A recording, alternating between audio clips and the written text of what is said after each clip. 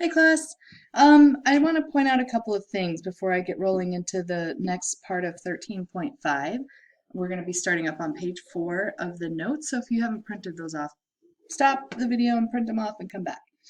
But in the previous video, I made a couple of mistakes evaluating 10 to the negative second and 10 to the negative third. 10 to the negative second means 1 over 10 squared, which is 1 over 100. And that is equal to 0.01. And I, in the previous video, said it is equal to 0.001. 1/100, this is tenths place, and this is hundredths place. So 1/100th would be 0.01. And likewise, 10 to the negative third is 0.001. And I had put 3 zeros. So correct that in your notes if you didn't catch me doing that already.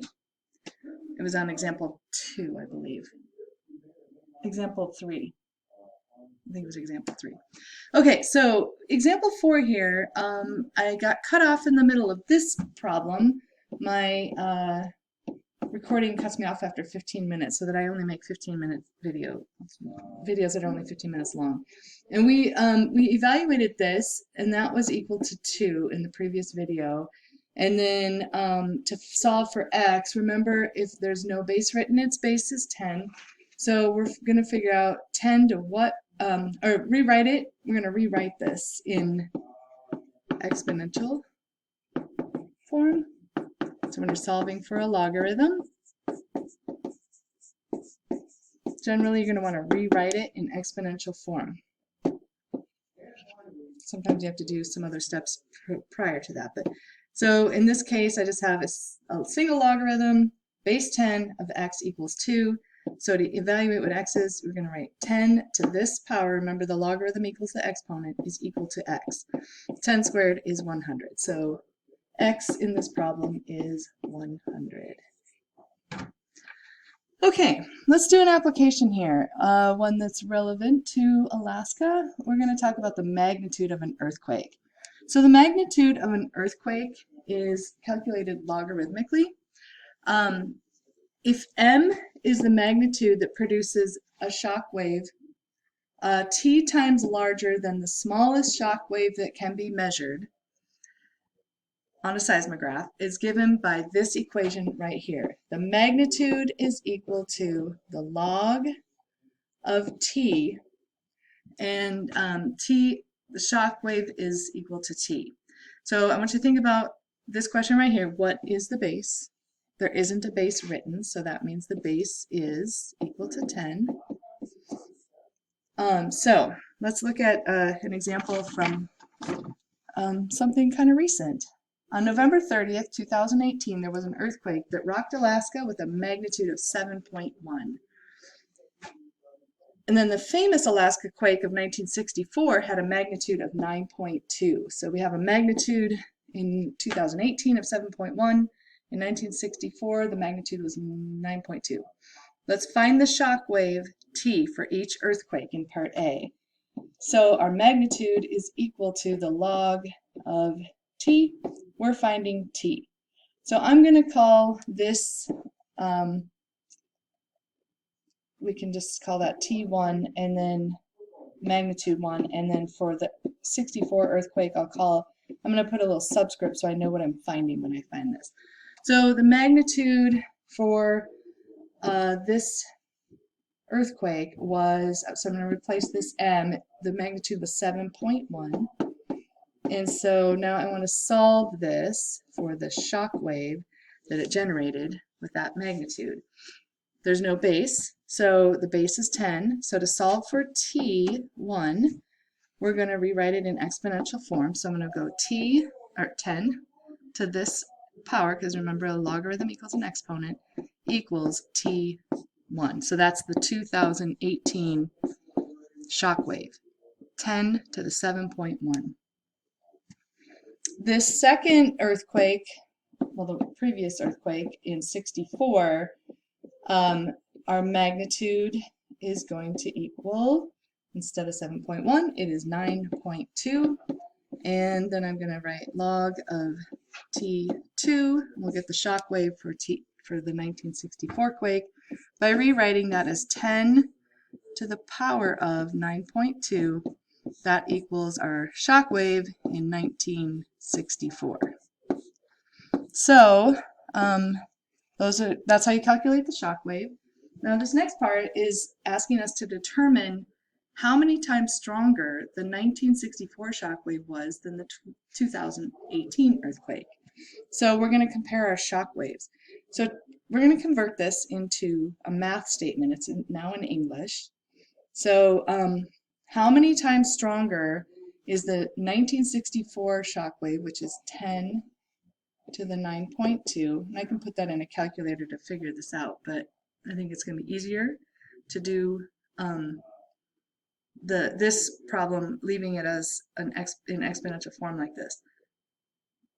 How many times stronger was the 1964 earthquake is than the 2018 earthquake? So we're going to say, when you see the word, well, it says was because past tense, but is means equals, or was means equals.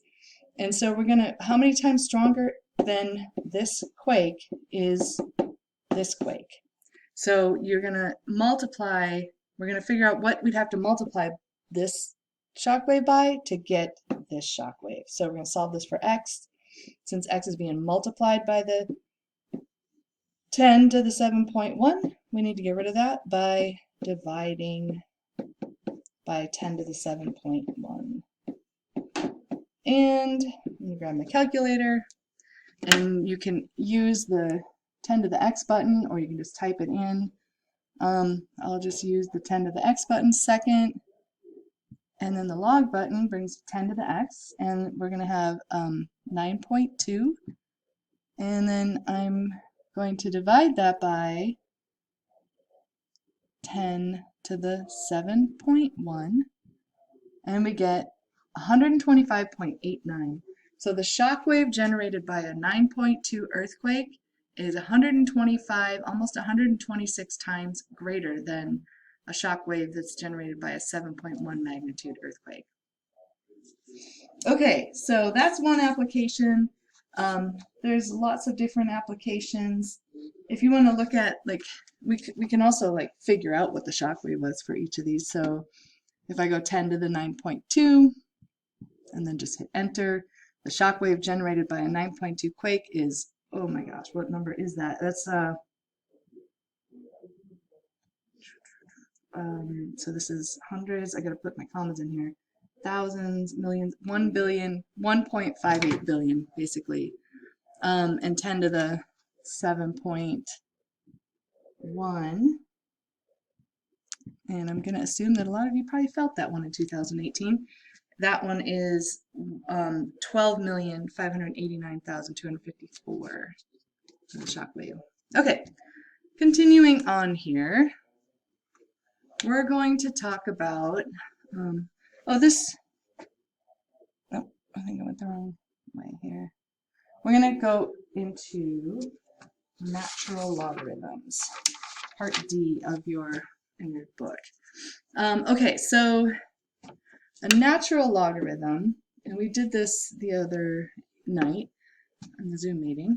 I'm going to start over though, like as if we hadn't. So the number, so from previous lessons, recall that the number e, it's a number, it doesn't look like a number, is approximately 2.72. It's irrational, it goes on forever, it never ends, it never repeats, just like pi. So we can't write the whole number, so we represent it with a letter. The letter is, it's not a variable because it's a constant, it's roughly 2.72. It's a lowercase e. It arises naturally, so it's called the base of what's called a natural logarithm. A natural logarithm is a logarithm with a base, a base of e. So about 2.72. It's denoted like this. We're going to write ln for logarithm natural of x. There's no base that's written here, and the way that you distinguish it from base 10 is base 10 is going to be log of x. the word log instead of ln, so this is base 10. This, if it's ln of x, its base is e. So instead of writing log of base e of x, we write ln of x. So if you see ln of x, it's not that you can't write this, but it's because it occurs in nature, so we use this base on a regular basis. So we have an expression for it just to make it a little bit shorter to write. So it's ln of x. So if you see that, you are supposed to automatically know that that is base e. So all of the properties are going to apply here. All of the properties of logarithms that we went through in 13.4 apply to natural logarithms. So let's simplify, let's use some of those properties to simplify some of this stuff.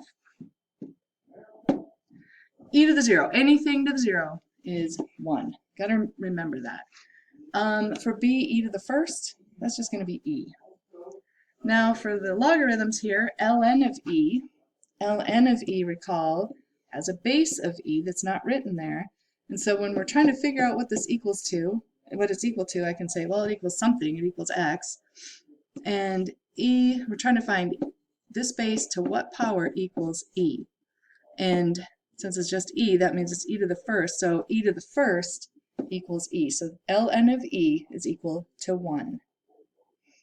ln of 1, remember that's a base of e. And so we're trying to figure out for this problem, e to the what power equals 1. Well, anything to the 0 equals 1. So ln of 1 is equal to 0. And it doesn't matter what the base is, if that argument is a 1, it equals 0. For the next one, for e, you have ln of e cubed. There's different ways to think about it. One, you can use the power property and bring the 3 down. 3 times ln of e, and back here we figured out ln of e is 1, so 3 times 1 is just 3. You can also use the identities that we went over in 13.4, because you have ln of e to the third, the base is the same as the argument to the exponent, so it just ends up equaling the exponent. So that same logic applies to f, and you'd have e to the what equals e to the negative 4th power is another way to think about it. So if e to the x equals e to the negative 4th, then this must equal, x must equal negative 4, so this is equal to negative 4. Or using this method, we'd bring the negative 4 down in front, times ln of e, and remember ln of e is 1, so that equals negative 4. All right. In example 6 and 7, we're going to be expanding, or in example 6, we're going to expand a logarithm, and then we're going to solve some problems, some equations dealing with logarithms, but I'm going to do that in the next video, so I'm going to stop here.